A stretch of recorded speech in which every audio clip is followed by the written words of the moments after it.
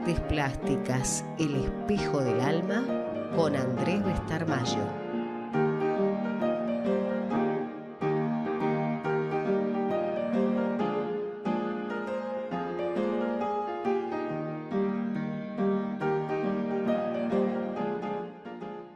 Bien, y entonces nos sumergimos en el comienzo del programa y hoy mi compañero Andrés Bestarmayo, en su columna Artes Plásticas, el espejo del alma, que usted conoce hace tantos años, también a él, antes que a mí, por supuesto, y lo bien que hace, porque él es el que vale. Lo concreto es que hoy tiene invitados de lujo. Una de ellas, una hermosa dama, ya ha estado en nuestro programa vez pasada y quedamos entusiasmados con él. Andrés es amigo de hace años de ella, yo no tenía el gusto, la conocí, quedé encantado, fascinado, le dije, Andrés tiene que volver. Lo que no sabía que adosado, era como un combo, además venía otro artista, entonces el programa de hoy comienza de lujo. Andrés, ¿cómo estamos? ¿Qué tal? Sí, producción internacional hoy. Qué notable. Una cosa... Te voy a tener que comprar otra gorra, sí, por lo menos, sí, digo sí. yo. La pongo acá para que se den cuenta que estamos Pues, tratando de competir. Que te veía, parecías un jockey, sí, ¿verdad? Bueno, te falta el caballo y saber montarlo, pero bueno, evidentemente son detalles. no tenemos el mismo nivel. Pero bueno, volviendo al hecho, tengo la alegría y este viaje me dio tantas alegrías y tantas emociones, que bueno, el viaje a Mallorca, sí, que hoy nos están visitando en Buenos Aires, Francisca Yadopol, que ya estuvo acá, que vos hiciste mención de ella, está trabajando, está investigando, está siguiendo una línea de investigación que ya había hecho en Palma de Mallorca, y tengo el honor de recibir acá en Buenos Aires y traerlo al programa a un doctor en Historia del Arte, profesor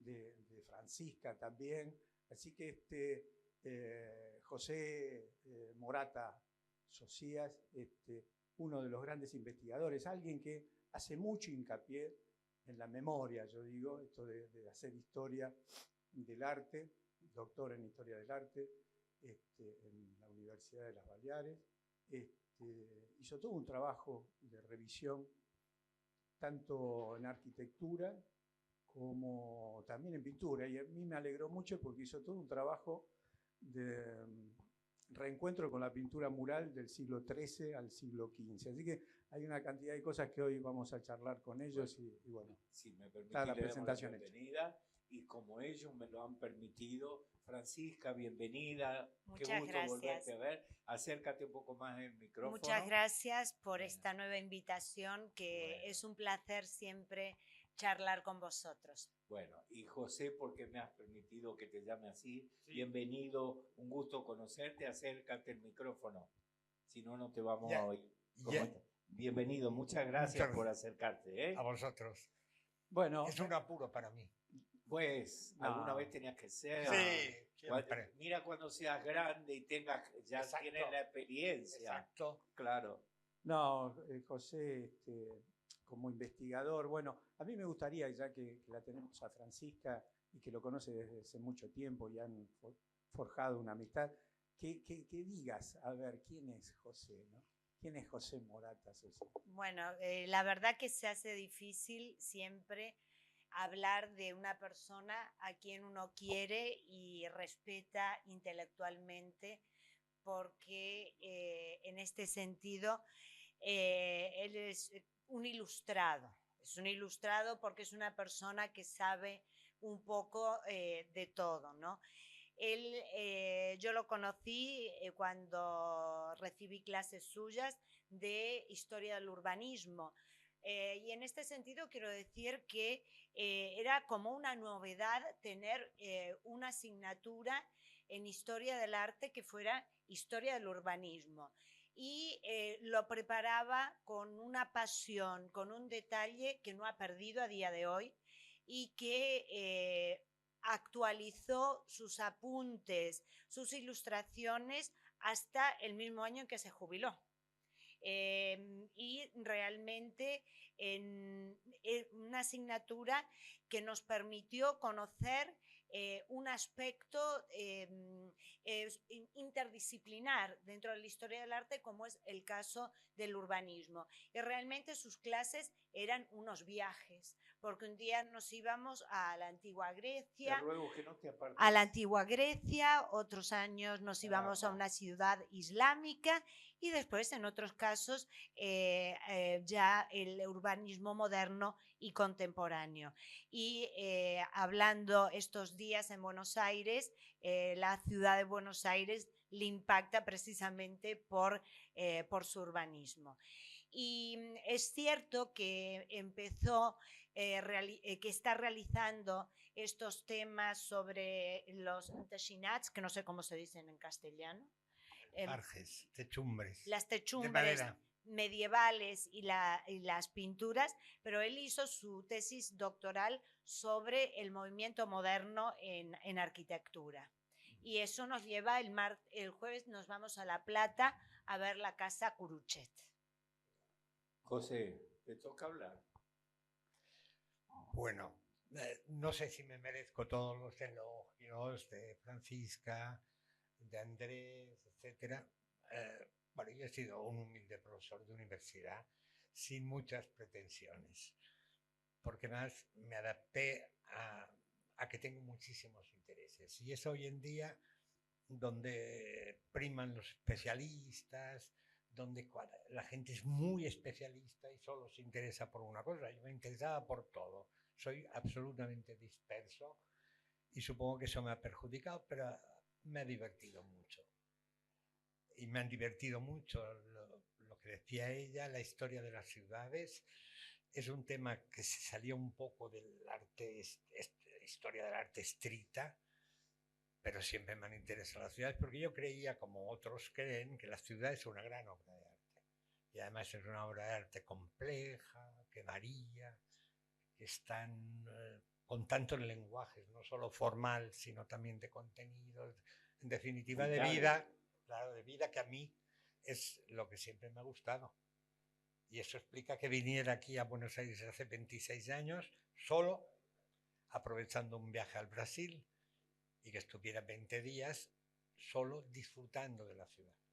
Cuando en el hotel me decían, ¿por qué no coge una excursión a Cataratas? Yo decía, no tengo nada que ver en Cataratas. Si yo tengo una ciudad enorme delante de mí que nunca voy a conocer,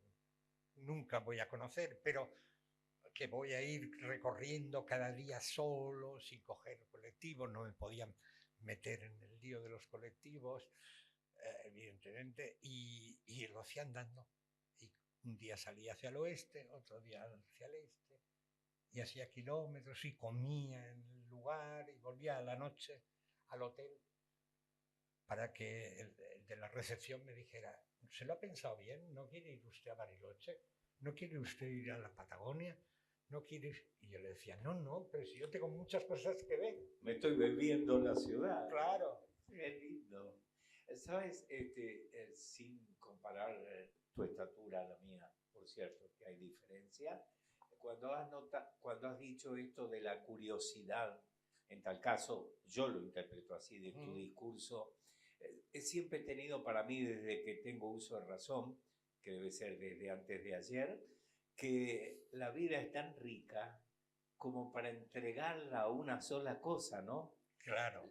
La ambición es ver todo lo que uno puede, y en tal caso surge de tu discurso esto, de beberse la ciudad, repito el término porque me parece lo mejor, ¿no? Ir a tal lado y a tal otro, y aquel encumbrado y aquel más sencillo, en fin, todo eso uno lo va atesorando. Sí. Yo no iba además buscando grandes monumentos ni grandes museos, me los encontraba. Claro. Que era siempre mucho más interesante, porque era el hallazgo. Me he encontrado con esto. Y luego sí, al fin y al cabo, luego uno miraba pues, de ir a unos sitios, pero en principio me encontraba. El placer de encontrarse una cosa es sabiendo que existe, pero que tú no la estás buscando, sino que estás paseando. Eso es muy interesante. A mí es lo que me gusta más.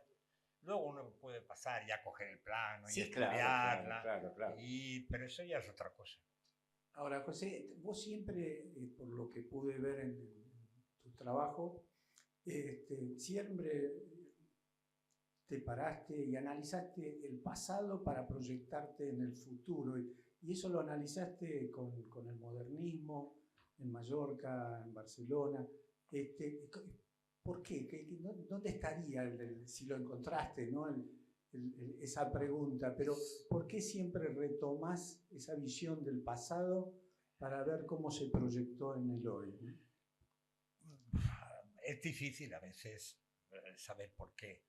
Yo leí, cuando era estudiante, un librito muy pequeño de una persona que era muy revolucionaria en el sentido del pensamiento, que escribió un pequeño libro sobre tradición e historia. Y él decía que una cosa es la tradición, que la tradición es, no se sabe muy bien, es una cosa emotiva, es una cosa a veces falsificadora, uno se lo inventa, es como una poesía, la tradición. Y en cambio la historia tenía que ser una cosa más rigurosa, uno tenía que constatar las cosas, etcétera, etcétera. Eso en Europa pasa mucho y aquí en todas partes pasa.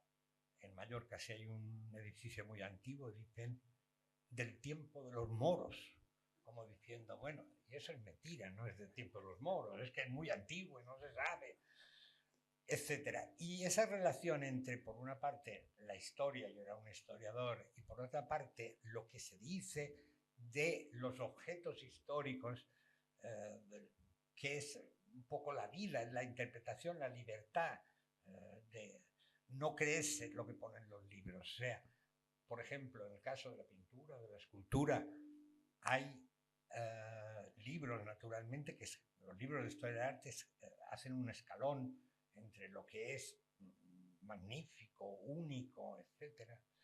Y lo que va escalonándose hasta casi no darle importancia. En la historia del arte no se habla para nada de la historia del grabado, por ejemplo, porque se considera un arte menor, o de la orfebrería, o de todas estas cosas. ¿Por qué? Porque, bueno, Miguel Ángel, la Capilla Sixtina, todo el mundo está de acuerdo, maravilloso. Y yo siempre decía, bueno, pero eso es cierto, pero hay más cosas. Hay muchas cosas que ha hecho el hombre, a veces muy sencillas, muy pequeñas, muy leves. Y a mí me interesaba todo lo que había producido el hombre con sus manos, sobre todo, y también con sus ideas. Y por eso tenía esa duplicidad entre tradición e historia. Entonces, a la hora de hacer una tesis, me planteé, a mí me gustaba mucho la arquitectura contemporánea y me sigue gustando. Dije, vamos a ver, esta gente, los grandes maestros del movimiento moderno, que eran Le Corbusier, White, Gropius y Adolphe Loos, bueno, todos esos. En general, en los años 30 rechazaban la historia.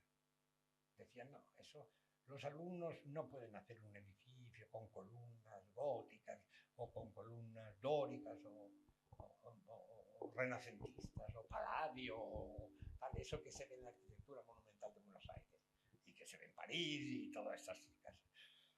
Como ellos rechazaban eso, querían hacer una arquitectura contemporánea limpia que no tuviera nada que ver con el pasado. Entonces decían, no, a los alumnos no se les puede enseñar historia del arte o historia de la arquitectura porque se distraen, ven las cosas magníficas y tienden a imitarlas. Por lo tanto, fuera, rechazo. Y yo dije, bueno, voy a ver si es verdad. Entonces hice una tesis, mi tesis era sobre esto.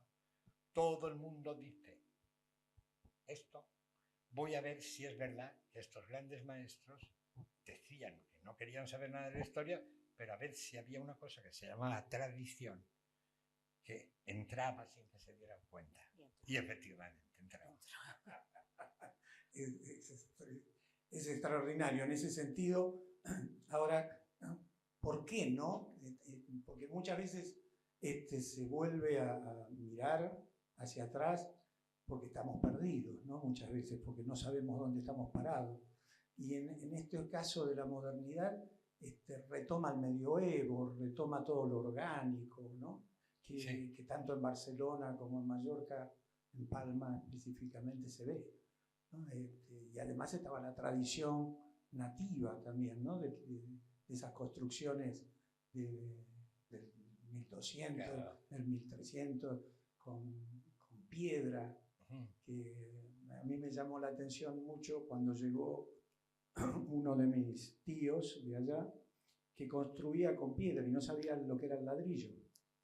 Así que tuvo que adaptar todo Sí. el conocimiento a la forma de construir que construíamos acá en Sí. Buenos Aires.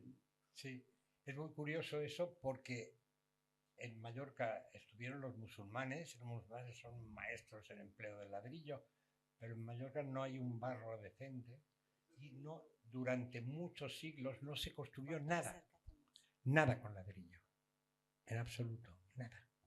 De hecho, en el catalán de Mallorca no existía la palabra, y si no existe la palabra es que no Claro. existe el hecho.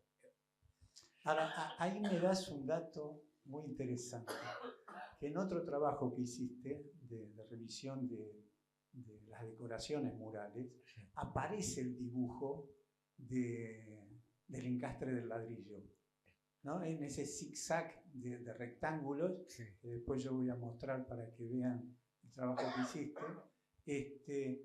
Me encantó eso, que era tan simple y que era toda una guarda en todo un espacio, ¿no? de un hábitat civil. Y te encontraste con esas imitaciones de ladrillo. ¿Qué sería? ¿Algo que traían los árabes o que quedó en el criterio popular? En realidad no lo sabemos. Sí, porque hasta que yo hice el trabajo ese, nadie había visto estas cosas. Nadie se había fijado, nadie había entrado en las obras, nadie había seguido obras y había recuperado eso. No lo sabemos. En realidad, el sentido que tienen todas esas pinturas, las de ladrillo y otras, es una cosa muy hipnótica, marea, porque es repetitivo. No es tanto que sea ladrillo, sino que es el ladrillo multiplicado por 100 y por 1000. El efecto que hacía, yo he visto paredes enteras, es marea. Es una cosa como cinética. Y es que es la única explicación que yo le doy es que esos interiores medievales, que aparte, ahora estoy acabando lo de las techumbres, también Claro. están coloreadas, etc. Es una cosa muy clara, la única explicación que yo encuentro. Y es que en la casa uno se sienta, una casa es como el vientre materno, uno se siente acogido, se siente a salvo. Y en la Edad Media todavía más. En la Edad Media el campo era el espanto, era el miedo. Te asaltaban, era el peligro, era no sentirse nunca cobijado. Y la casa es lo más artificial del mundo para sentirse bien, porque se distingue de la naturaleza. De hecho, en Mallorca prácticamente no hay representaciones en la época medieval de la naturaleza. La naturaleza es el campo, es el peligro. Y por tanto, todo tiene que ser artificial para sentirse uno El diferente. completo. Sí, vestido. En exceso, pero vestido. Pero y ese zigzag, lo que decís Sí. vos es cinético, ¿no? Sí, absolutamente, marea. Pero ¿y qué sería? ¿Un trabajo de espiritualidad? No, yo creo que no. Simplemente es el exceso de artificial. O sea, una cosa natural no puede ser nunca producir eso que producen esas pinturas, que son repetitivas, absolutamente cansinas, muy poco mérito, en el sentido de que es muy fácil hacerlas, pero cinéticas absolutamente. ¿Pero podría jugar como un mantra? Sí, supongo que sí. Es una cosa tan absolutamente... Porque aparte, luego a partir del siglo XV eso se olvida, eso se abandona. Solo es en la época del siglo XIII y siglo XIV. ¿Y por eso no, En toda Europa también. ¿No estaría relacionado con el Islam? Yo creo que no. Creo que no.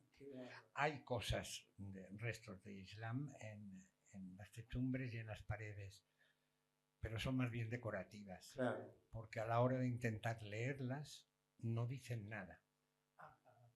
O sea, que señala que el que lo escribía no sabía árabe. Es más, en algunas de ellas, que están hechas en letra cursiva, que es esa letra, están escritas a la cristiana, digamos, a la occidental, Claro.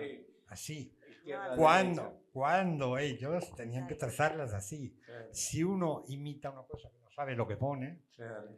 evidentemente Copias al revés. lo copia, pero la pincelada, la huella, Se nota. queda cuando uno apoya Claro. el pincel. Por lo tanto, sí que hay cosas islámicas y hay cosas que sí que son de pervivencia islámica. Y judías también. Y judías. Sí. Y judías Judías. muchas. Esto es lo más original del mundo. La gente no, en general no lo acepta ni en Mallorca ni en ninguna parte, pero yo lo tengo demostrado, tengo que publicarlo. Para eso me he dedicado 42 años a perder el tiempo en esas cosas. En Mallorca, en las casas judías, hay una estrella, que es una estrella de 8 puntas, no la estrella de David, sino una de 8 puntas, que en los documentos, gracias a un investigador de documentos, que era el padre Joan Park, él reconoció, ambos, yo dije, tengo la estructura física, él tiene el documento, lo juntamos y se llamaban Salomones. La gente dijo, vale, muy bien, Salomones, pero eso puede ser un sistema decorativo islámico, etcétera, etcétera. Bueno, yo lo que hice es, después de tanto tiempo, demostrar que estas estrellas, que son del siglo XIV, son de casas judías. Sí, vale. Y eso cuando lo cuentas, incluso a profesores de Israel no se lo creen. No se lo creen. Mira. No se lo creen porque ellos tienen los rastros, son normalmente de origen ruso o alemán. Claro, no tienen nada de eso. Lo más antiguo que tenemos nosotros de estructura física es del XVIII, siglo XVIII. Y yo le digo, pues aquí hay del XIV. Y serían sefaradíes. Sefardíes, claro. Claro. No, Claro. en principio Claro. son Sí. sefardíes, claro, clarísimo. Claro. Bueno, para que me falta algo Sí, todavía. diga usted.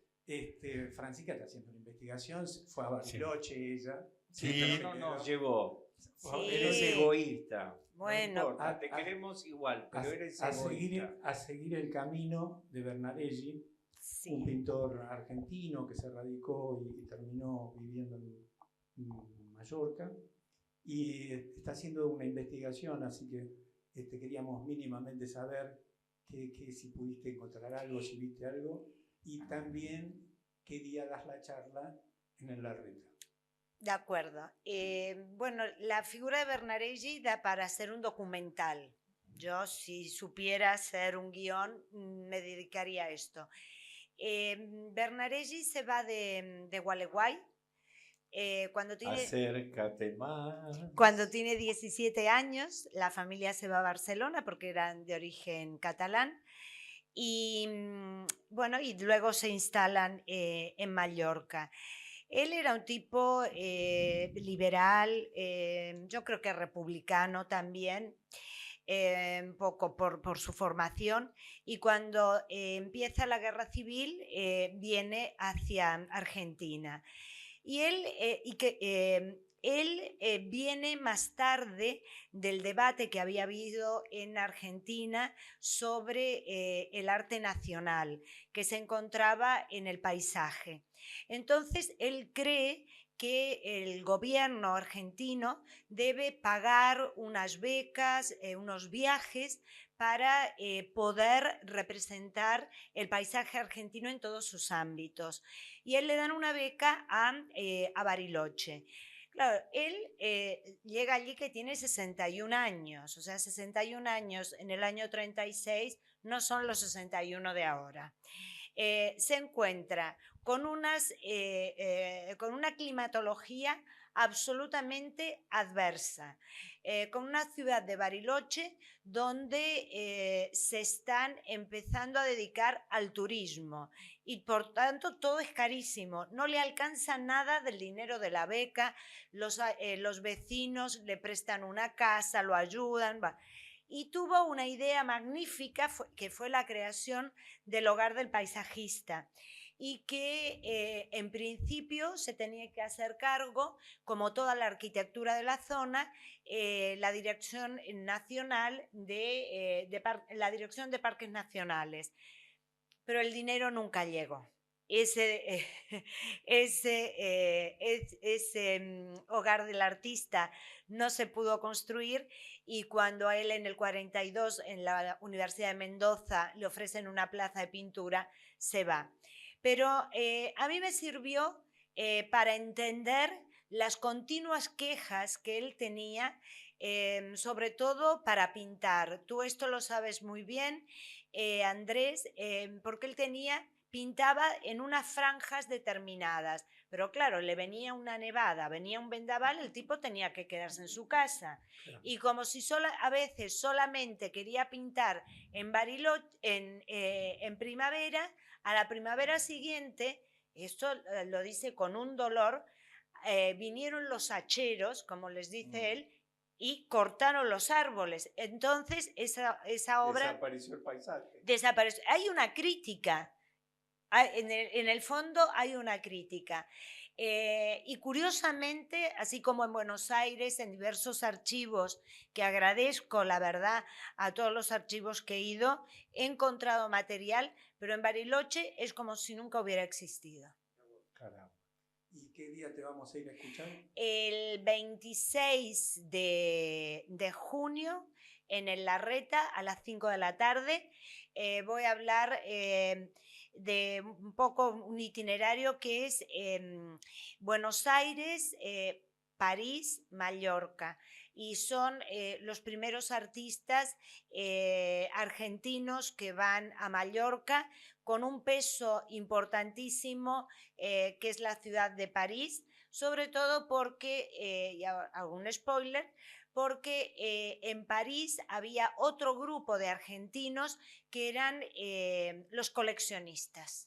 Eran coleccionistas, diletantes, filántropos y un largo etcétera. Entonces, a veces ciudades tan alejadas en el espacio y también culturalmente tan diferentes como podía ser la isla de Mallorca, como en un momento dado confluyen, y el intercambio fue beneficioso para todos. Muy bien. Bueno, lamentablemente tenemos que interrumpir esta charla de hoy. De mi parte, agradecerles profundamente a ambos, a vos, a ti he tenido el gusto de reencontrarte, a José he tenido el placer de conocerte. Gracias, y gracias, lo que se me ocurre es una felicidad, es una dicha tenerlos aquí, ¿verdad? Y que este vínculo, esta es mi ambición, que este vínculo no se corte, no importa dónde estemos, mi corazón los necesita. De acuerdo. Muchas gracias. Para mí, yo hablo a nivel personal, supongo que él también querrá decir algo. Yo lo único que puedo tener es agradecimiento que deis este espacio para presentar las publicaciones que hemos hecho, o un poco estos intereses que nos han llevado en tantos años de trabajo. Muy Muchísimas bien. gracias Bueno, por el cariño. Entre Andrés y yo. Sí, José. Pues, lo mismo repetir, muchas gracias.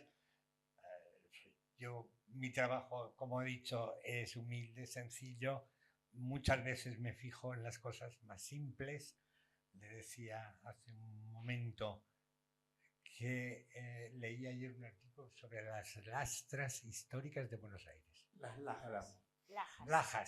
Lajas. Bueno, sí. Pues bien. Eso es lo que me interesa, las cosas pequeñas y todo eso. Y bueno, pues muchas gracias por haberme escuchado. Por Dios. Y por estar aquí. Gracias al doctor Morata Socias. Nuestros brazos siempre te están esperando. Bueno. Y bébete el resto de ciudad que te quede. Sí, evidentemente. Me iré borracho de Buenos Aires, claro. que es lo que procuro. Andrés, muchas gracias. No, Hoy te agradezco especialmente, a pesar que estamos siempre juntos. Nos vamos.